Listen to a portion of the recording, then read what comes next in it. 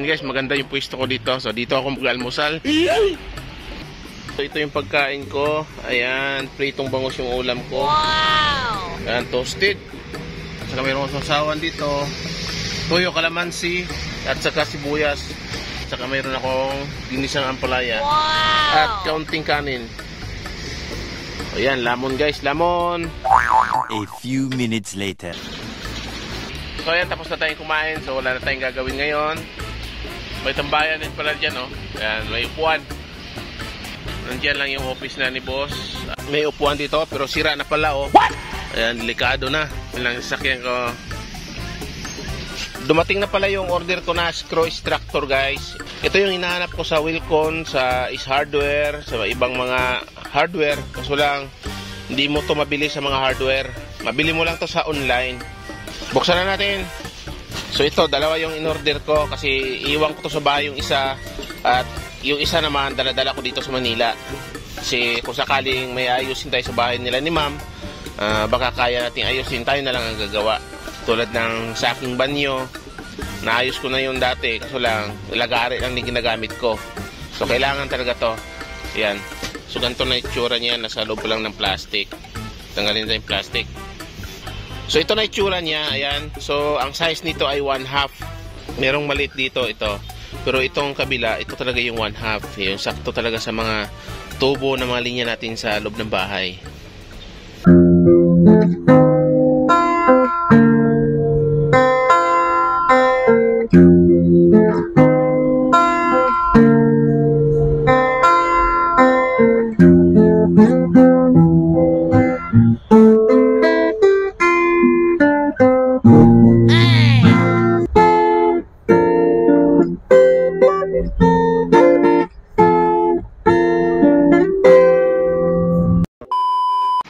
Hanapin ko lang yung kasama ko, si Mike. Saan na yung si Mike?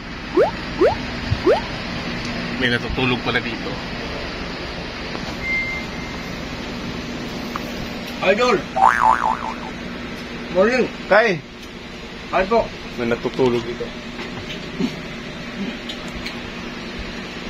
Paano kung dito si Mike? Ayun nga, dumaan. Ha? Dumaan lang.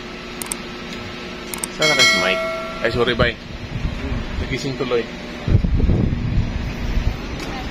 Ba si Mike dito? Saan kaya yun?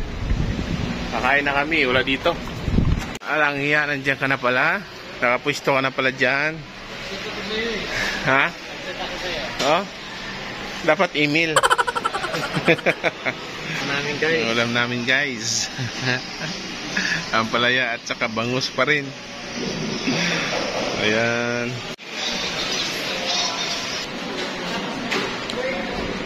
Teka, dapat ang...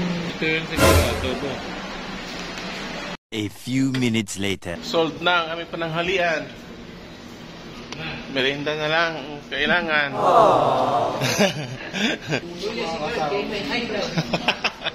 Loya daw si guard kasi may high blood. Walang tulog. Oh no! Ayan, tamang tambay lang kami dito. Wow! Antay na maghapon. Ginagawa mo! Nandito kami ngayon sa BGC kaso lang sobrang traffic. Ayun o, grabing traffic oh. Para na parkingan yung kasada. Yun ang problema, di ako makaparking dahil yung pila na yan oh. Papuntang parking yan. Puno palagi. So iikot na naman ako ulit. Sana mamaya pag ikot ko ulit ay magkaroon ng bakante dyan. Ayan o, pagtawid lang ng traffic light, nandyan na yung pila. Ikot lang muna tayo. Baliw ka yata eh! Ayan, pipila nga siya oh. Kaso lang, di ka pwede dyan. Ikot ka rin. Ang hirap dito talaga sa BGC pumarking pag ganitong oras. Ngayon ay 1 o'clock. One eternity later. So ayan guys, nakapila din tayo. Ayan, medyo mahaba itong pila na to. Ayan. Dito ako sa dulo. Ayan, tataas ng mga building dito. Ayan. Right, dandaan lang. Diyan tayo paparking guys oh. Ayan. Nantay lang natin yung ticket. Ayan, pumasok na tayo. Thank you. Hahanapin na natin kung saan yung bakante. Ayan, saan na ba yung bakante? Ay, dito oh. Ikot lang tayo. Ayan, nakapwesto na tayo guys. Hindi natin alam kung gaano katagal si boss sa meeting niya. Ayan, antay dito. Right. Meanwhile, Ayan, biglang tumawag si boss. Tapos na yata. What? Ayan, lalabas tayo agad.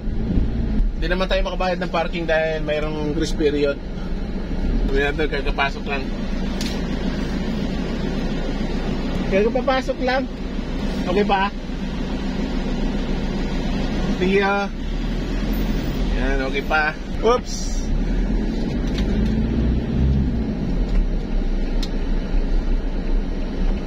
Pambihirang buhay. 1 hour later. Ayan, merinda na lang tayo ng kikiam at saka ito, kamote balls. Ang sarap nito. Ito lang yung partner na kamote balls. So ako lang mag-isa dito. Wala si Mike.